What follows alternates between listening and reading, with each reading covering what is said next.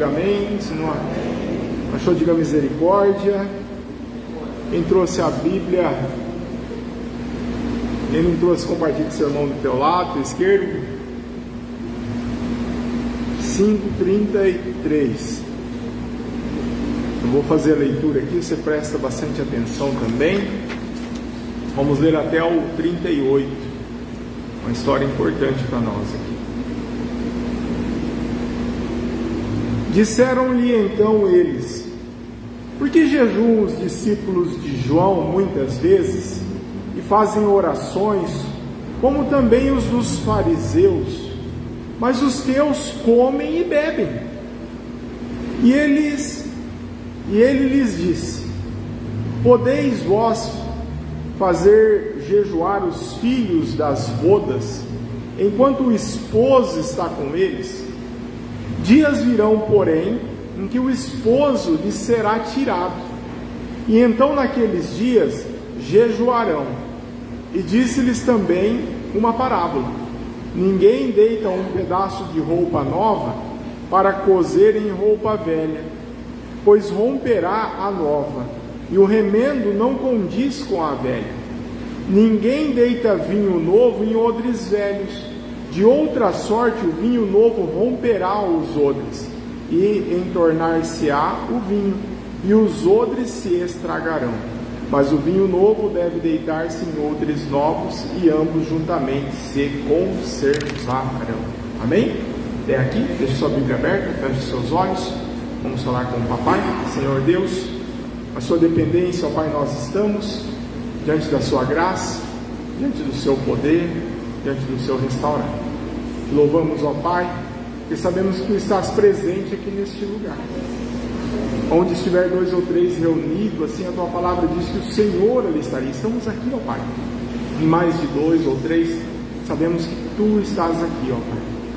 Senhor, opera, Deus, o teu milagre.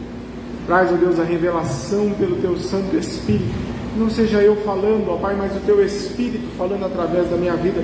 Espírito Santo de Deus, testifica esta palavra ao coração de cada um nesta noite.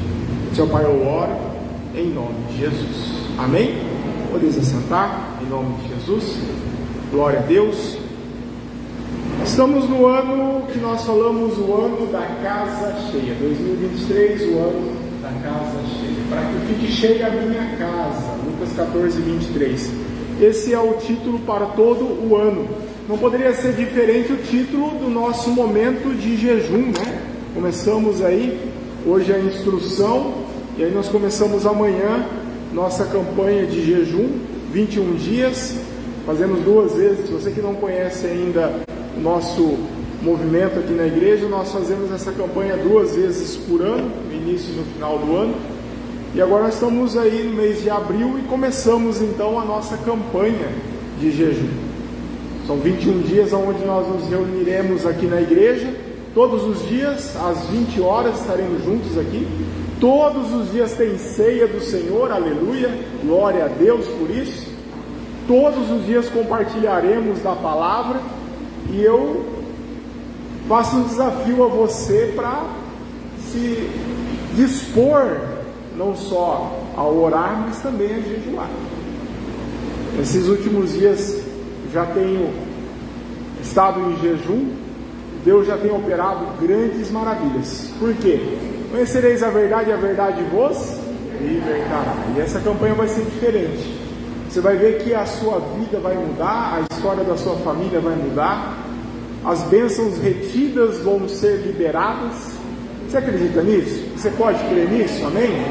Pastor, qual que é a diferença? A diferença é que nós vamos receber uma instrução do Espírito, onde nós não só vamos ver ali, sermos levados pelo Espírito, mas nós vamos ter o poder do Espírito de Deus sobre a nossa vida. E eu te convido, irmãos, nessa noite, a nós já começarmos a entender esse aperfeiçoamento de Deus para a nossa vida. Eu quero que a sua casa, irmão, ela seja cheia de Jesus, que não falte nada. Que a sua casa seja cheia de paz, de alegria. Que a sua casa seja cheia da prosperidade que vem de Deus. Aleluia.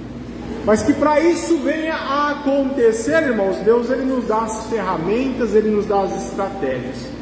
E para isso nós precisamos ser cheios do Espírito de Deus, cheios do poder, do agir do Espírito Santo de Deus. E hoje você vai entender algumas coisas que antes você não entendia, que vão ser uma chave para você. Infelizmente quem não veio perdeu. Tem uns acompanhando aqui, ó. César, eu vi o César aqui, ó. Tá aqui, viu, Gil? Olha lá, ó. Tá batendo cartão aqui. Amém? Viu, Júlia? Tem mais alguns irmãos online, mas eu não consigo enxergar ali certinho quem é. A fotinha fica pequenininha, né? Pra gente ver quem é.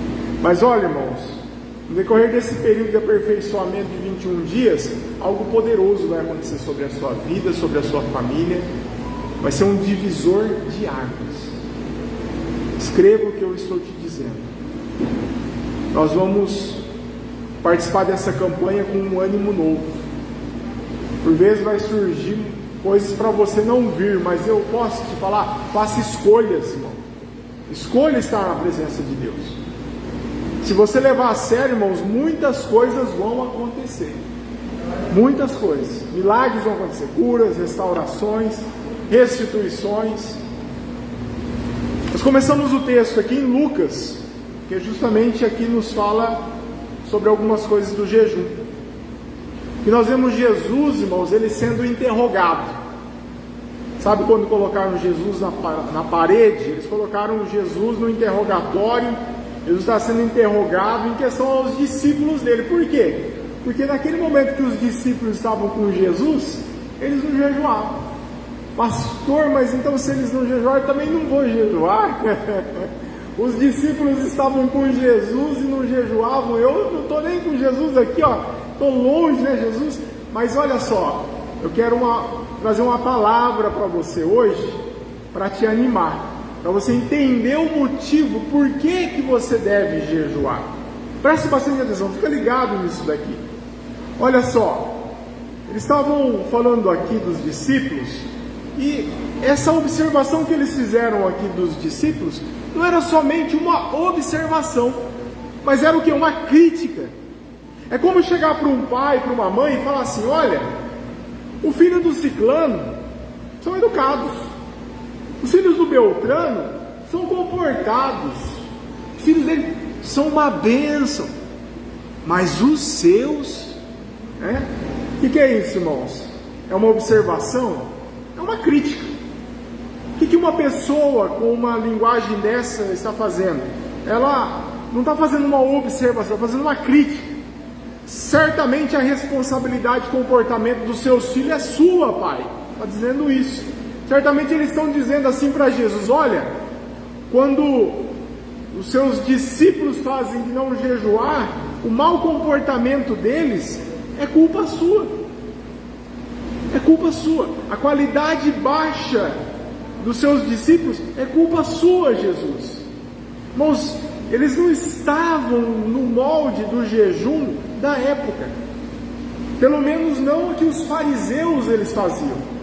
Nós vemos aí que nós temos algumas instruções sobre o jejum, e uma delas é assim, ó, para nós não ficarmos nas esquinas ou nas praças, né, e fazendo ali orações e simplesmente com a cara feia, né? Por quê? Porque assim faziam os fariseus. Jesus ele faz essa observação, que os fariseus, no momento que eles jejuavam, eles queriam mostrar para todas as pessoas que estavam jejuando. Mas aí a palavra fala o quê? Para passar um óleo na sua cabeça e ó, vamos lá, que ninguém perceba que você está jejuando. O jejum é no secreto. Não precisa ficar dando alarde, né? Postando. Hoje você não precisa ficar na praça, né? Na esquina ali, com a cara feia, ó, estou sofrendo porque estou jejuando. Você pode mandar no Facebook, né? Hoje é diferente a praça e as esquinas da vida. Pode mandar no Instagram, né? Facebook já está ficando antigo, né? O mais antigo tem, os mais novos não tem nem Facebook. Não tem? Tem Facebook? Tem. Você tem, Júlia, Facebook? Tem Facebook? Não? Aí, ó, já não tem, tá vendo? Os mais novos já não tem mais Facebook. É o quê? Tem Instagram, não tem?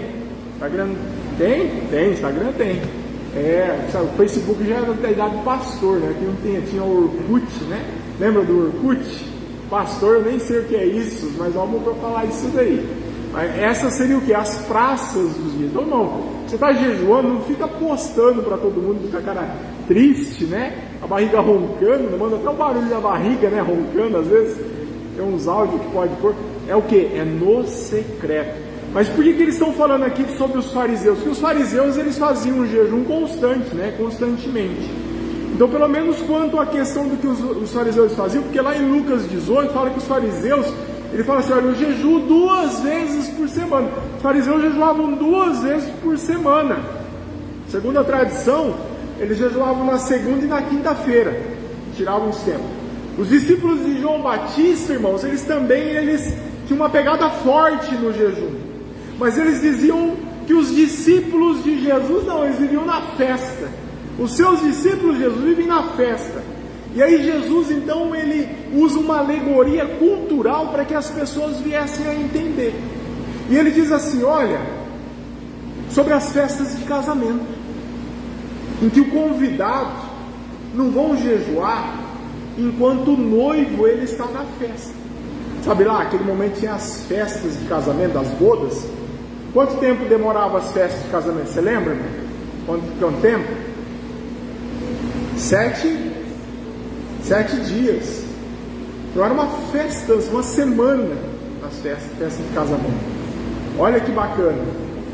E aí naquele período da festa, você acha que os convidados iam jejuar? Não, por quê? Porque eles estavam na presença de quem? Do noivo.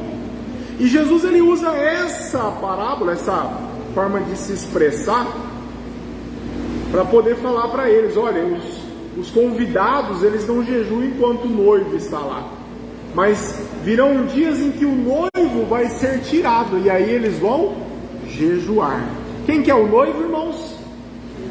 Jesus. Quem que é a igreja? Ela é a noiva. Nós temos Jesus como noivo e a igreja é a noiva. Jesus como noivo e a noiva. E todos entendem.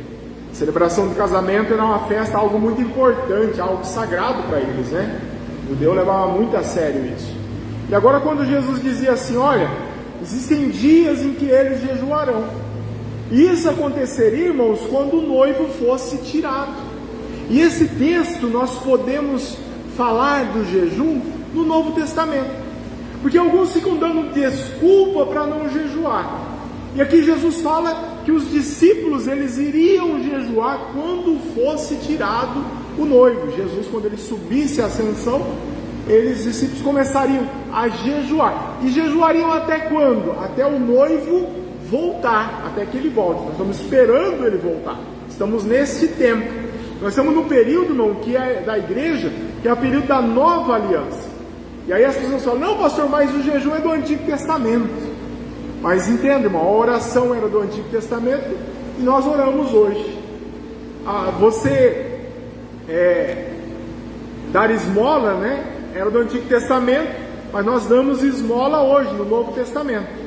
Então, a questão não tem nada a ver, não tem nada que restrinja o jejum. E Jesus, ele diz assim, olha, em um outro momento, quando jejuardes, ele não diz assim, ó, se você jejuar, ele fala quando, e essa expressão quando, ela nos traz a certeza de que tem um dia que nós vamos jejuar, tem um momento que nós temos que tirar para jejuar. Hoje você vai na nutricionista, você vai ver que é bênção você jejuar. O pessoal aí que tenta emagrecer e não consegue, faz aquele, chama jejum intermitente, né? E aí fica lá 18 horas sem comer e naquele espaço ali de poucas horas, 6 horas ali, ele se alimenta. Não fica 20 horas sem comer e naquele espaço de 4 horas ele se alimenta. E aí é onde a pessoa, ela que não conseguir emagrecer, emagrece. A pessoa que tinha pressão alta volta ao normal. A pessoa que tinha diabetes precisa tomar o remédio. Por quê? Nós vemos que Deus ele faz tudo perfeito. Então tirando da onde isso, pastor? Irmãos, nada do que a Bíblia já não falasse pra gente há milhares de anos atrás. Muitas pessoas pensavam assim, olha, o jejum ele faz mal, mas muito pelo contrário, faz muito bem, não só para o nosso corpo físico, mas também para o espiritual. E a palavra do Senhor nos fala assim, ó, quando jejuar, é para jejuar. E aqui nesse texto, irmãos, ele nos fala sobre duas coisas bem claras. A primeira é que nós devemos jejuar, nós temos que jejuar. Fala para o seu irmão, tem que jejuar, irmão, fala para ele. Deixe o Espírito Santo de Deus tocar no seu coração, testificar no seu coração. É Ele quem convence, não é o pastor. A segunda, irmãos, é assim, ó. Quando, né? quem é? Quando Jesus for embora, ele jejuaria. Mas o que eu quero te apresentar hoje não é simplesmente o que você deve fazer, que é jejuar, ou quando você deve fazer, que é agora, esse momento que Jesus ele foi, mas uma terceira questão é o porquê jejuar. Você pode perguntar, falar, por que, pastor, jejuar? Por que, pastor? Pergunta para o pastor. Olha só, irmãos, quando Jesus voltar, vai ter as bodas. E aí, quando tiver as bodas, irmãos, aí vai ter a festa. São 7 anos na presença do Senhor. Aí você não vai jejuar. Enquanto ele não vem, a oportunidade é agora. Mas entenda uma coisa, irmãos. Nós não precisamos saber o que ocorre no mundo espiritual quando nós jejuamos. Lá em Marcos 4:26, Jesus ele diz que o reino de Deus ele é semelhante ao homem que planta uma semente e ela brota. E esse homem ele não sabe por que essa semente, por que brota, como que funciona aquilo lá. Você entende isso? Uma semente ela brota, ela germina, mas ela acontece, esse acontecimento dela brotar, dela germinar, não é pelo conhecimento daquela pessoa que plantou. Pode ser uma pessoa mais letrada, que conhece toda a fisiologia da planta, ou pode ser uma pessoa simples, que não tem, igual eu assim, uma pessoa mais simples, que não tem conhecimento nenhum ali dessa questão da germinação. O que faz a diferença? É você plantar a semente. O que faz a diferença é você jejuar. Pode ser lá um agrônomo, né? Pessoa que conhece tudo sobre as plantas, como funciona, a pH da terra, umidade da semente, tipos da semente. Ou pode ser uma pessoa simples. Ele planta e não é esse conhecimento que faz com que a planta a semente venha a germinar. Você plantando a semente, ela vai brotar. O que eu e você, irmãos, precisamos entender é que nós não precisamos conhecer totalmente a mecânica do jejum. Nós só precisamos praticá-lo. Mas, algumas vezes, quando nós entendemos algumas coisas do processo, nós podemos ser encorajados a fazer aquilo que nós já deveríamos fazer. E o jejum, irmãos, ele é um assunto na Bíblia e ele não é esgotado. Eu acredito que nós estamos vivendo um tempo para receber de Deus muitas coisas. O jejum, irmãos, é um assunto na Bíblia que tem muito a se falar. E nós estamos vivendo esse tempo onde Deus ele vai conceder algumas coisas mais para nós. Eu sei que você hoje, aqui nesse lugar, tem desejos no seu coração que não foram concluídos. Eu sei que Deus ele tem uma bênção especial sobre a sua vida que não foi derramada ainda. Está retida a bênção. Eu sei que tem algo lá no mundo espiritual para você que de repente por causa de algumas coisas ainda estão lá no mundo espiritual. Pastor, como que eu trago essas coisas lá do mundo espiritual aqui para a minha vida, aqui para a minha casa, aqui para esse momento, aqui para onde eu estou precisando? Mas eu sei que você de repente tem papéis que precisam ser assinados e não foram assinados ainda. Eu pude constatar essas semanas que antecedem o período de jejum, onde eu já estava me preparando para o jejum, onde eu já estava fazendo o jejum, irmãos, que papéis que eu precisava que fossem assinados foram assinados. Bênçãos retidas que precisavam ser liberadas foram liberadas. Coisas extraordinárias começaram a se mover. O reino começou a se mover. Mas entenda uma coisa, irmãos, nesse momento em que você se coloca diante das bênçãos do Senhor, dentro da necessidade, da dependência de Deus, você simplesmente não precisa compreender totalmente como que funciona o jejum. Você precisa somente crer, você precisa acreditar, precisa ter fé, fazer com todo o teu carinho, todo o teu amor, fazer com fé no Senhor. Você vai ver, irmãos, que nós temos os efeitos. E eu quero te falar, irmãos, de alguns aspectos desses efeitos. Você pergunta assim, pastor, por que eu tenho que jejuar? O primeiro propósito, irmãos, vamos dizer assim, o propósito primário é buscar a Deus. Você lembra aquela história assim, ó? Mas buscar primeiro ao reino de Deus e todas essas outras coisas nos serão. Você quer que seja acrescentado alguma coisa? Busque a Deus. Qual que é o propósito principal, primário? É buscar a Deus. O propósito secundário, irmão, são vários desdobramentos. Na Bíblia você acha gente jejuando por consagração. Você acha gente jejuando por arrependimento. Mas entenda, tanto um quanto o outro estão buscando a Deus. Tanto um ou outro jejuando, esse jejum ele tem a ver com o pecado. Porque o pecado nos afasta de Deus. Não é Deus que se afasta de nós, nós nos afastamos de Deus por causa do pecado. Mas olha só, as pessoas que estão buscando ali a consagração, elas estão jejuando para quê? Para não pecar.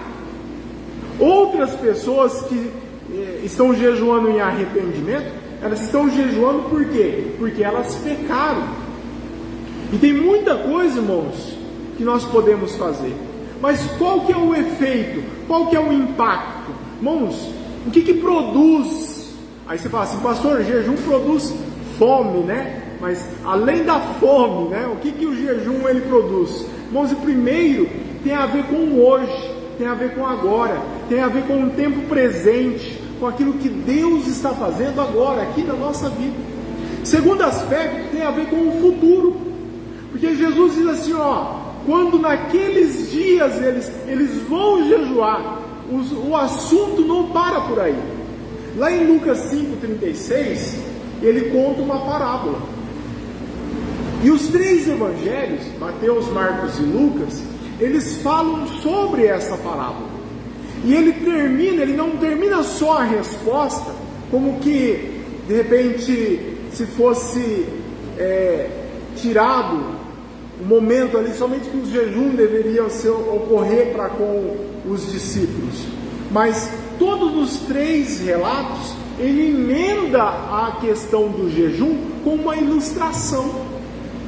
E ele diz assim, uma parábola. E ele fala assim nessa parábola, olha, ninguém tira um pedaço de vestido novo, ou uma roupa nova, para remendar um vestido velho, ou uma roupa velha. Pois quem romperá o novo, o remendo não condiz com o velho. Abre aí, Charles, Lucas 5,36. Já está lá. Glória a Deus. Olha lá, colocou-lhes também uma parábola. Ninguém tira um pedaço de um vestido novo para coser em um vestido velho. Do contrário, não somente rasgará o novo, mas também o pedaço do novo não condirá com o velho. Lucas 5,36. Não combina, irmão. Sabe assim, ó, isso aí para você poder entender, você tem que entender o fato da época. Roupa, irmãos, é uma condição do homem diante de Deus que está lá desde Gênesis até Apocalipse. Quando nós falamos de roupa, de vestimenta, nós falamos do tempo de Adão, onde Deus ele fez as roupas, coseu as roupas do pelo do couro do cordeirinho, né? Matou o cordeiro, o primeiro sacrifício. Nesse momento de Adão, lá em Gênesis, até no momento de Apocalipse, onde fala sobre nós termos vestes brancas. Então você vê essa condição da roupa para o homem, essas vestes, essa roupa, o homem, é uma roupa que ela, quando ela não presta, simplesmente a palavra está dizendo que ela não pode ser remendada. Mas quando a roupa ela não presta, ela tem que ser o quê? Tem que ser trocada, tem que ser mudada. Jesus, irmãos, ele diz que a pessoa ela está aí com uma roupa velha, às vezes a pessoa está com um estilo de vida velho. E aí quando Jesus diz, ele fala assim, olha, eu te ofereço uma nova roupa, eu te ofereço uma nova vestimenta. Mas só que não dá para você pegar aquela vestimenta velha, rasgada, e simplesmente remendar. Pegar a roupa nova, irmão, de repente ali, e fazer um remendo na roupa velha. Hoje você chega lá no seu guarda-roupa, todos têm guarda-roupa? Acho que todo mundo tem guarda-roupa aqui, né? Glória a Deus. Aí você chega lá no seu guarda-roupa, aí você vai escolher a roupa que você vai vestir. Você tem várias peças de roupa. E aí você olha para o seu guarda-roupa e procura, geralmente as mulheres, né? Homem é mais tranquilo, vem com a mesma camisa, a mesma calça, que veio tudo passado, na semana passada, semana retrasada, o pastor mesmo não liga muito para isso. Você vai me ver aqui repetindo camisa, você vai, tem camisa nova lá guardada lá, eu pego a primeira que está lá e vou embora, não fico me preocupando muito com isso. Você vai me ver andando por aí na rua, durante a semana, às vezes você vai ver eu num dia com uma roupa, no outro dia você vai me ver com a mesma roupa. Por quê? Porque às vezes eu compro a mesma roupa 2 vezes. Eu gosto tanto da camisa azul que eu tenho lá, eu compro 2. Aí eu uso uma hoje, uma amanhã, eu ponho para lavar, uso a semana inteira, parece que tá com a mesma roupa, né? Não ligo muito para isso. Mas entenda uma coisa, irmão, quando você chega lá, geralmente as mulheres chegam lá no seu guarda-roupa, aí antes de vir para a igreja, principalmente, né? Aí começa a procurar lá nos cabideiros, né? Aí olha assim naquele monte, né? Aí tem lá, vamos supor, lá 15 vestidos, né? 15 vestidos, aleluia, pastor, eu não posso dar benção, 15 vestidos é bom. Aí você, sabe o que fala, irmão? Mesmo tendo 15 vestidos, não tenho uma roupa para ir para o culto hoje. Eu não sei, irmão, o que acontece. Sapato é igual, roupa é assim. Mas sabe, irmão, uma coisa interessante? Nem Salomão, em toda a glória dele, tinha o mesmo guarda-roupa que você tinha hoje. As roupas daquela época, irmão, era complicado. A coisa não era tecnológica, bonita, linda, né? Essa camisa aqui mesmo eu ganhei da Coast, ó. Pensa numa camisa que desce certinho, irmão. Se botar magrinha, gordinha, ela fica bem de todo jeito. Incrível esse negócio, né? Mas nunca que Salomão ia ter uma roupa dessa. Era diferente as roupas daquela época. Os discípulos de Jesus mesmo, irmãos, eles viviam numa simplicidade, juntamente porque as pessoas daquela época tinham essa simplicidade naquela época. Muitos tinham 2 peças de roupa. Quando Jesus fala para eles irem evangelizar, eles falam assim, ó, vocês não precisam nem levar uma túnica, uma segunda túnica. Leva uma túnica só. Quando ele falava para os discípulos irem para o campo, né, o id, para eles irem evangelizar, ia só com a roupa do corpo. E aí as pessoas, era algo comum naquela época, elas saírem de uma cidade para outra. Aí o que aconteceu? Não conseguia chegar na cidade, eles dormiam no meio do caminho. Dormiam numa estalagem? Não, irmão, dormiam no meio do caminho, debaixo de uma árvore, forrava lá e dormia. Era assim naquela época.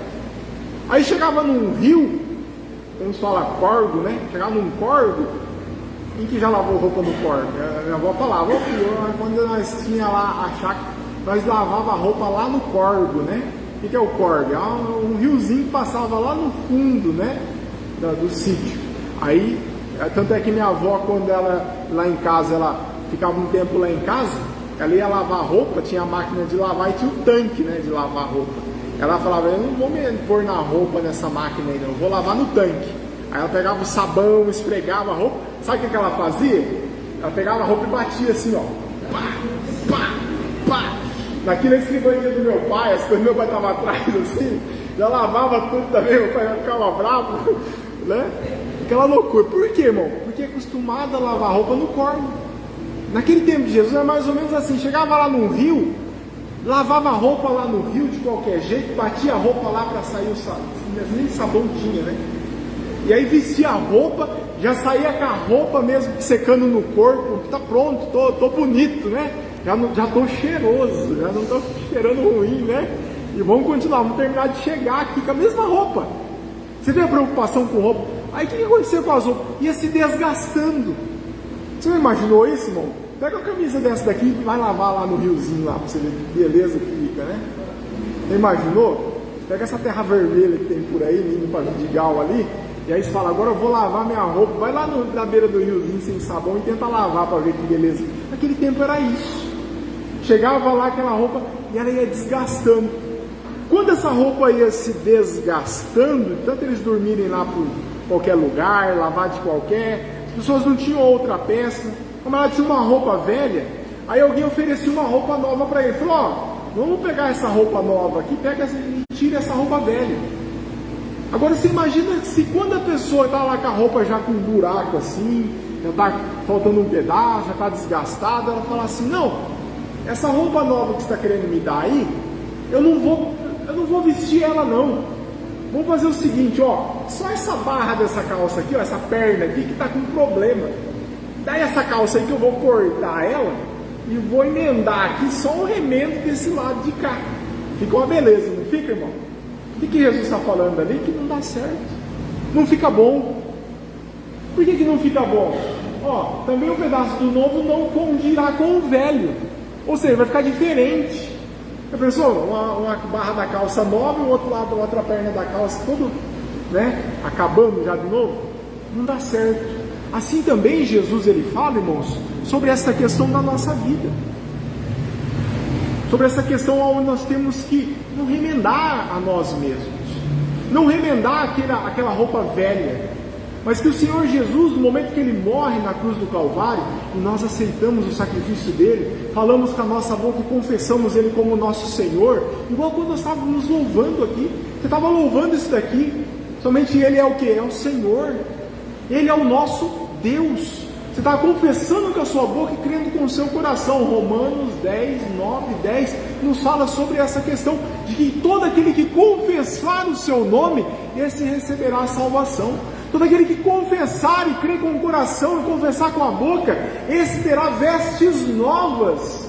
Então, irmão, não adianta você querer ficar remendando a sua vida velha. Você tem que ter uma vida nova, uma vida diferente. Por quê? Porque senão, irmãos, vai dar problema. Não vai ficar condizente, como diz a palavra do Senhor. Não vai ficar condizente. E Jesus, irmãos, ele fala algo mais. Ele só não falava sobre a questão da roupa naquele momento ali que ele estava falando do tecido novo de remendar, mas Jesus, ele fala também dessa nova vida com o exemplo do odre. Você sabe o que é um odre? Quem sabe o que é um odre? Levanta a mão, vamos ver. Quem sabe o que é um odre? O que é um odre, irmão? Quem quer falar? Quem quer o odre?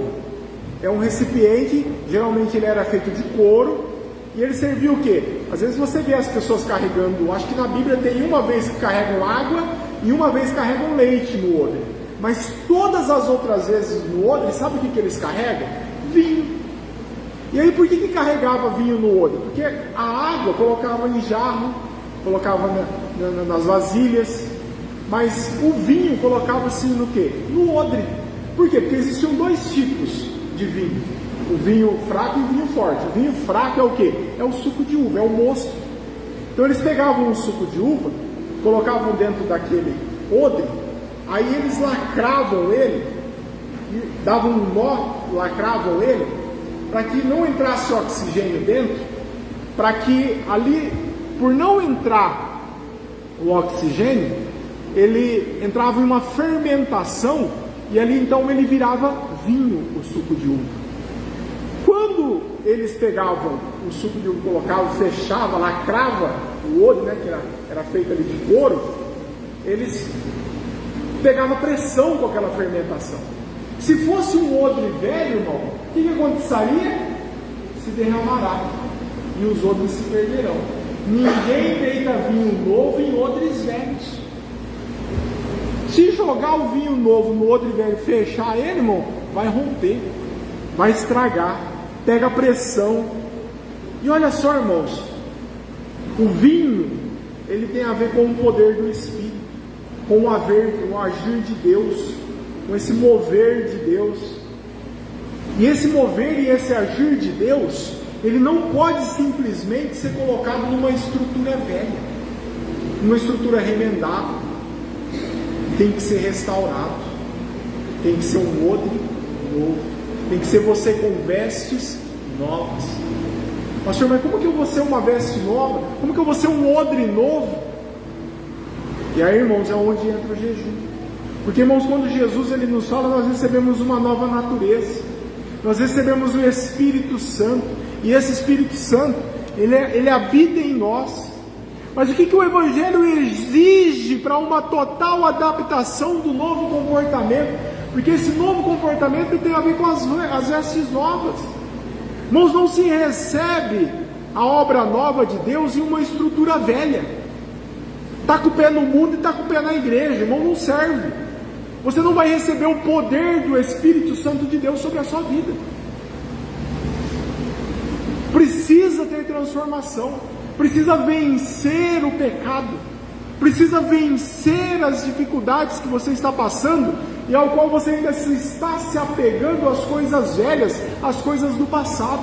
Tem que ter um arrependimento das coisas velhas e uma mudança de vida, uma transformação, uma restauração para uma nova vida, uma nova estrutura, onde o habitar do Espírito Santo não vai fazer com que se rompa e você se perda, onde tudo aquilo que é o mover e o agir de Deus na sua vida venha a se perder. Nós precisamos continuar, irmãos, recebendo mudança de Deus. Romanos 12 diz assim, rogo-vos, pois, irmãos, pela compaixão de Deus, que apresentei os vossos corpos em sacrifício vivo, santo e agradável a Deus, que é o vosso culto racional. E não vos conformei com este mundo, mas transformai-vos pela renovação do vosso entendimento, para que experimentais qual seja a boa, agradável e perfeita vontade de Deus. Irmãos, vocês ofereceram sacrifício, estão oferecendo sacrifício vivo. Sacrificar é o quê? O que é sacrificar? É matar. Como que você mata estando ainda vivo? Como que você se mata sendo vivo, estando, continuando vivo? Não só fala de matar, não matar, mas de culto, de adoração. Oferta e sacrifício, irmãos, era como eles cultuavam antes que surgisse a música. Você sabia que nem sempre teve o louvor e a adoração a Deus através da música? Isso aqui foi aperfeiçoado por Davi. De Davi para cá que começou então a se aperfeiçoar, você oferecer louvor e adoração a Deus pela música. Até então, irmão, sabe como que eles ofereciam o sacrifício de adoração a Deus? Através do quê? Dos animais, dos cordeiros, era um sacrifício de adoração. E fala mais, a Bíblia fala de um culto diário, de você oferecer o seu corpo em sacrifício vivo. Paulo fala, olha, eu esmurro o meu corpo. Mas quando Paulo falava que esmurrava o seu corpo, não era ele dando soco, né, em si mesmo. Você assistiu o Clube da Luta? O Clube da Luta parece ele lá lutando com alguém, mas ele está lutando com quem? Contra si mesmo. Ele dá soco nele mesmo. Mas o que acontece? Paulo está falando isso aqui, mas não é ele esmurrando o seu rosto, é ele esmurrando a sua carne, as suas vontades, os seus desejos. Isso é o culto que precisa ser oferecido a Deus. Nós não podemos viver, irmãos, de acordo com os padrões do mundo. Não serve os padrões do mundo para o reino de Deus. Nós vivemos, irmãos, ajuntando o antigo, mas nós precisamos simplesmente nos vestirmos do novo. É uma renovação. Como que se dá essa renovação, pastor? Pela palavra de Deus somos renovados. Em segundo, irmãos, é o que nós estamos entendendo agora, porque há um efeito no jejum que produz nesta área da nossa vida. Jesus disse que a Nicodemos, né? O que é carne? Se anseia é de Adão. E a necessidade de nós nascermos de novo. Quando ele fala sobre esse nascer de novo, quem nasce da carne é da carne. Quem nasce do Espírito é do Espírito. E aí Nicodemos olha para Jesus e fala assim, mas como que eu vou nascer de novo da barriga da minha mãe? Nicodemos, você entende tanto das coisas desta terra, vocês não entendem das coisas espirituais. Vocês acabam nem compreendendo nada. Nós nascemos espiritualmente, irmãos. Nós temos que ter uma nova natureza. É o nascer de novo. Até a consumação do século, irmão. Sabe o que vai acontecer? As coisas vão ser complicadas. Para não dizer assim, até a consumação do século, o pau vai estar atorando, vai estar quebrando, vai cair a folha do pau, né? Porque, sabe que essa expressão é a varinha, né? Você tirava a folha da varinha para quê? Para bater na criança. Irmãos, nesse século é isso, é quebrantamento entre a primeira natureza e a segunda natureza. Hoje nós temos uma santificação que ela é progressiva. E essa santificação progressiva, irmãos, a chave dela é o quê? O domínio próprio. É você dominar sobre essa carne. É você dominar sobre as coisas deste século. Hoje nós temos uma santificação progressiva. A essência da vida, irmãos, diária, é o domínio próprio.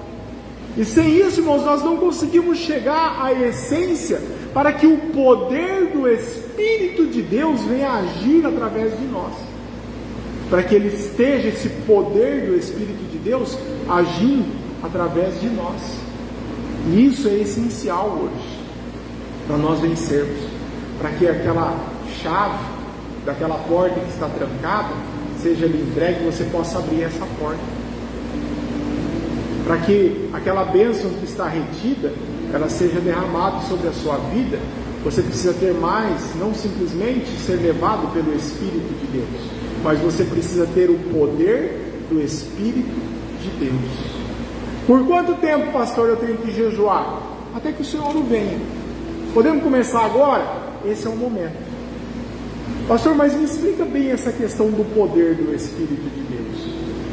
Abre aí a sua Bíblia, ali em Lucas 4, no verso 1 e 2. Eu quero que você aprenda uma coisa. Essa chave aqui, irmãos, é uma revelação do Espírito Santo de Deus. Aonde essa chave aqui, ela pode mudar a sua vida. Ela pode mudar a sua história. Eu creio que vai mudar, irmão, porque eu sei que você é uma pessoa inteligente. Você é uma pessoa que ouve e põe em prática, porque o Espírito de Deus, ele te convence. Olha só, Lucas 4, verso de número 1, diz uma história sobre Jesus. E Jesus, o que acontece com Jesus? Jesus, ele está o quê? Cheio do Espírito Santo. Voltou do Jordão, ele tinha sido batizado por João, João Batista no Jordão, primo dele. Foi levado pelo Espírito ao deserto.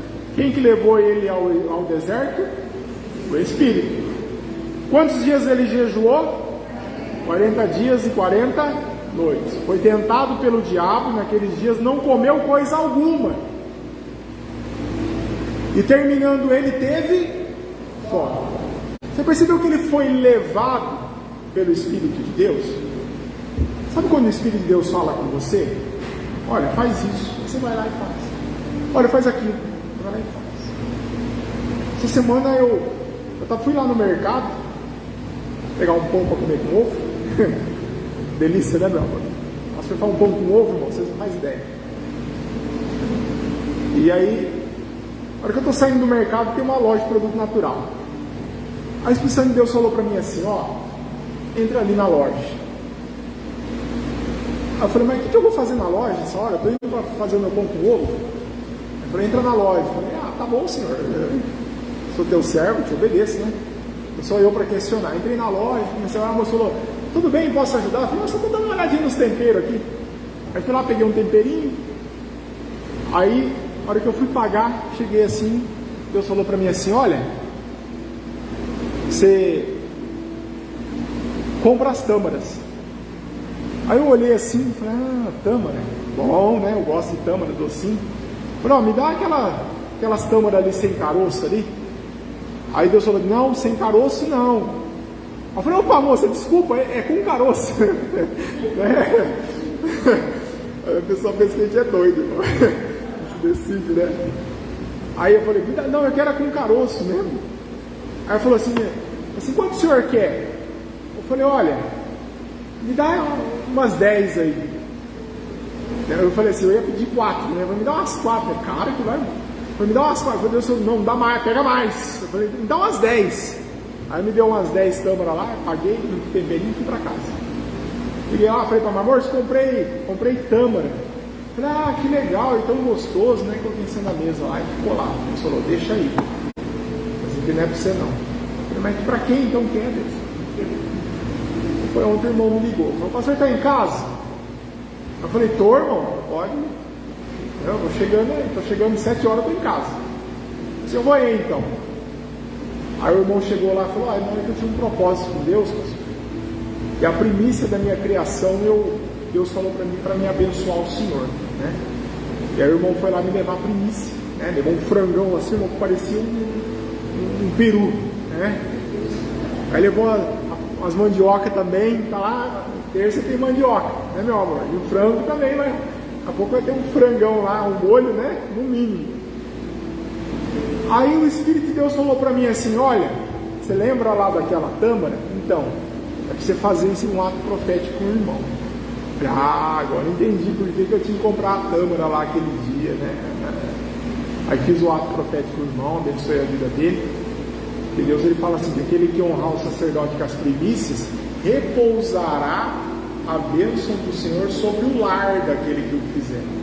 Sei que o irmão fez com amor, com carinho, sem querer nada em troca, mas eu sei que Deus é quem vai abençoar ele, porque a palavra dele diz isso. Sabe quando Deus fala isso com você? Vai lá e faz isso, vai lá e compra aquilo. Uma vez eu fui comprar, passei no mercado, Deus falou para mim assim: eu e a Márcia, vai lá e compra uma caixa de leite. Eu falei, mas Deus, o que eu vou fazer? Eu nem tomo leite, né? Eu nem bebo leite, Deus. Aí ele falou assim: vai lá e compra a caixa de leite. Eu fui lá e comprei a caixa de leite. Aí Deus falou para mim assim, falou assim: agora você vai lá na casa do irmão tal e vai levar essa caixa de leite. Eu falei, meu Deus do céu, mas será que a irmã não vai ficar ofendida de eu ir lá levar a caixa de leite? Eu falei, tá bom, Deus. Eu falei, mas nós vamos lá levar essa caixa de leite para a irmã fulana. Eu falei, vamos lá então. Aí nós fomos. Chegou lá, tinha um sobrinho dela lá. E aí Deus falou assim: ó, tá vendo, irmão, eu vim trazer essa caixa de leite aqui para você. Ah, entra aqui, pastor, que bênção, né? Glória a Deus. Falei, irmã, se importa? Não, pode trazer, pastor. Entrei lá na sala dela, falei, caixa de leite, eu olhei um neto, na verdade, quase meio que neto dela, né? E aí ele falou assim: ó, o fulano tá aqui, tá meio quebradão, pastor. Eu falei, é por isso que eu vim aqui, então. Você tá entendendo, irmão, a história? Deus ele vai fazendo você vir aqui, vai lá. Isso é o quê? É o Espírito Santo de Deus falando. Você já tem esse agir do Espírito Santo de Deus? Às vezes você pensa que é até você mesmo pensando, né? Mas o que é? É o agir e o mover do Espírito de Deus. Fala, não, faz isso, faz aquilo, abençoa fulano, traz aqui, estica lá, né? É Deus agindo e falando. Isso é o que? É o Espírito Santo de Deus que pegou Jesus ali e falou assim: ó, vamos lá para o deserto. É a mesma coisa. Só que tem algo mais nessa história, que aí é a chave que abre a porta, que aí é aquilo que você vai entender agora, que vai mudar a tua história. Porque Jesus, no momento que ele foi lá, ele foi tentar, ele jejuou 40 dias. Depois que ele jejuou 40 dias, o que aconteceu? Ele foi tentado. E ele não caiu. Por quê? Olha só Lucas 4, versículo 14. Projeta aí, Charles. Então Jesus voltou para a Galileia, no que? De quem? E a sua fama correu por toda a circunvíncia. Depois dos 40 dias, irmão, de jejum e oração, Jesus não era mais simplesmente levado pelo Espírito de Deus, mas ele tinha mais. Ele tinha o poder do Espírito de Deus. Sabe quando você ora, a pessoa é curada? Sabe quando você dobra o seu joelho e pede algo para Deus e aquilo vem sobre a sua vida? Sabe quando o irmão chega para você e fala: pastor, ó, tem uma causa lá, preciso mudar isso aí. E o tempo de Deus é certo, você ora e a bênção é liberada? É esse poder. É o poder do Espírito Santo de Deus. Pastor, como que eu consigo esse poder? Vencendo o mundo, tirando o seu pé das coisas do mundo, não remendando a sua roupa, não colocando vinho novo no odre velho, ou seja, trocando as suas vestes, buscando perdão. Pastor, como que eu faço isso? O jejum é uma forma de você buscar isso.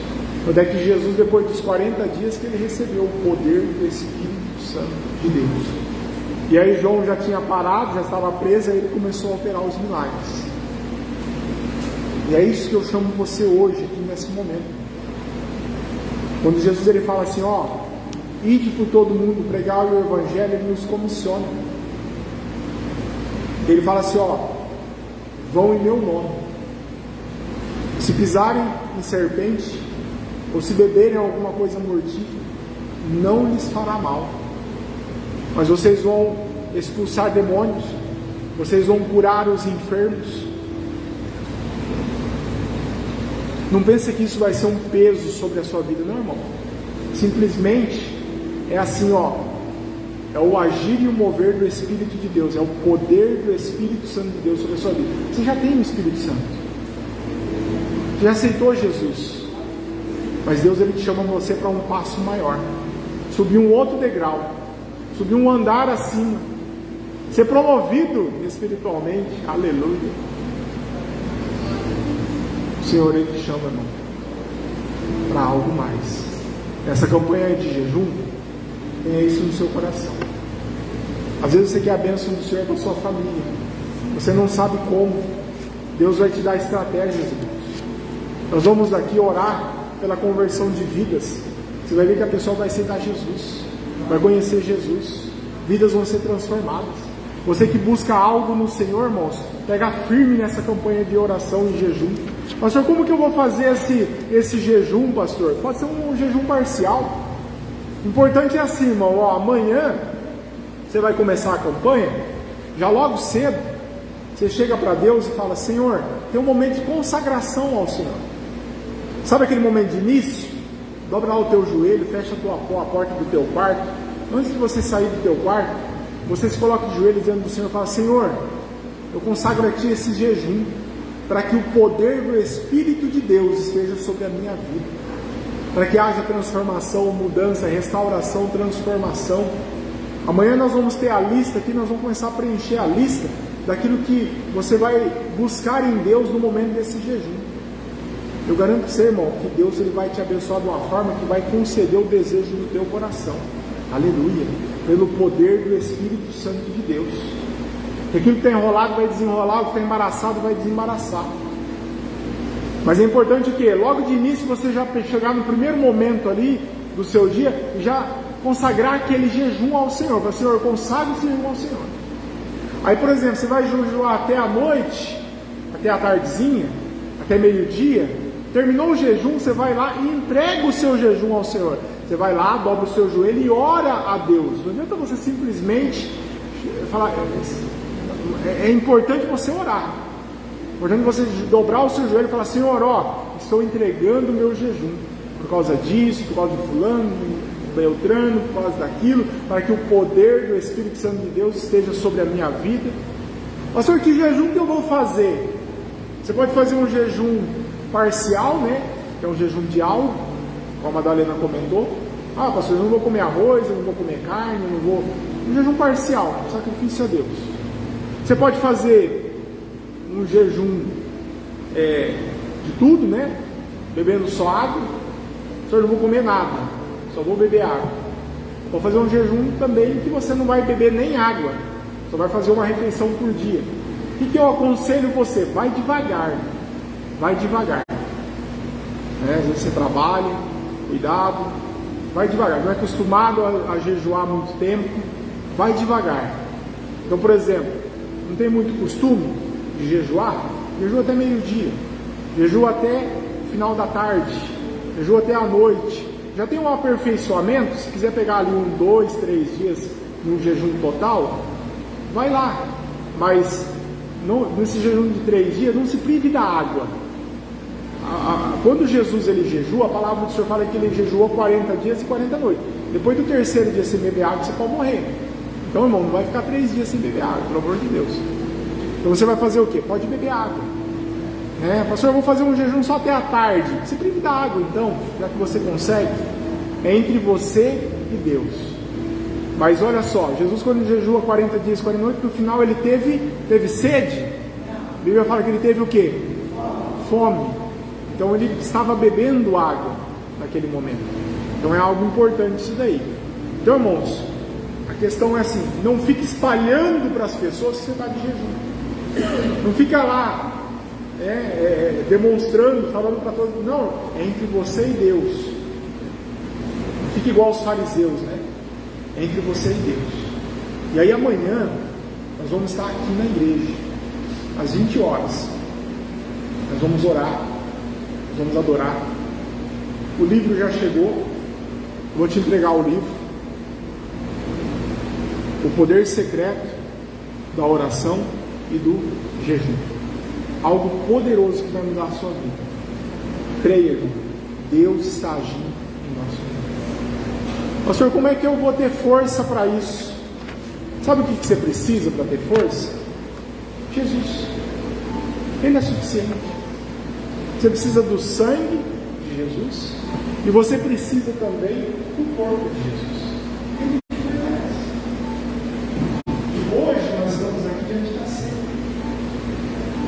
E a ceia tem esse mundo. Cadê os irmãos do ouro? O sangue de Jesus que nos perdoa de todo pecado.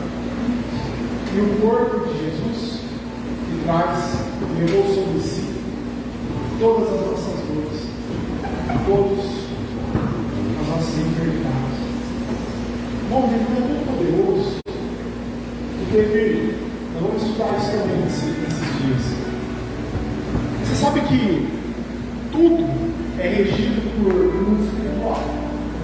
Nada acontece no mundo físico se antes não acontecer no mundo espiritual. Presta atenção nisso aqui, olha só, pastor. Olha só. Você sabe que o mundo espiritual é assim, ó. O maligno está o quê? Ao redor. Como o leão e ruge. Ruge. Só esperando o quê? Esperando a brecha. O sangue de Jesus é suficiente sobre a sua vida. Só que o problema é o seguinte: se você não se revestir de uma roupa nova, direto do pecado para a sua vida, você tem um problema de pecado com pornografia, às vezes. Se tem algum problema de pecado com a questão de roubo, sei lá, não consegue se libertar. O jejum, ele traz isso, a libertação. Por quê? É um espírito maligno que está ali, fazendo com que a pessoa, vivendo em pecado, ele está trazendo a vida. Por quê? A serpente, que a palavra nos fala, são os anjos caídos, é o diabo. Apocalipse 12, 9 nos fala sobre a antiga serpente, o dragão, o diabo, e os seus anjos. Foram levados pela sua cauda a terça parte das estrelas do céu, ou seja, cada 3 anos, um da classe dele foi caído com ele. E esses anjos caídos estão aí, como o leão que ruge, só esperando a brecha para atacar. Então, enquanto você dá a brecha, ele ataca sua vida financeira, sua vida espiritual, sua vida matrimonial. Ele ataca em todas as áreas. E ele se alimenta desse pecado. Mas com o jejum e a oração, existe uma caça de demônios que você não expulsa simplesmente assim, ó, sai. Jesus mesmo, ele se preparou com isso com os discípulos. Os discípulos, no momento encrencado lá, eles falam assim: Senhor, nós não conseguimos expulsar o demônio. Aí Jesus chegou lá e expulsou o demônio. Sabe o que eles perguntaram para ele? Por que nós não conseguimos? Aí Jesus falou assim para ele: porque alguma caça de demônio só se expulsa com jejum e oração. Está vendo a importância do jejum e oração? Porque tem algo que está te amarrando. O sangue de Jesus, ele te pergunta: vamos participar da ceia aqui todos os dias? Todas as manhãs. O corpo de Jesus, ele traz a cura. Ele vai ter cura nosso. Não é certo. De repente você não consegue abandonar o vício. Nesse momento de jejum e oração, irmão, é o momento de você tentar. Você conseguir. Você se despir dessas vestes. Não fica arrebentando, não fica bonito. E aí você vai ver o poder do Espírito de Deus sobre a sua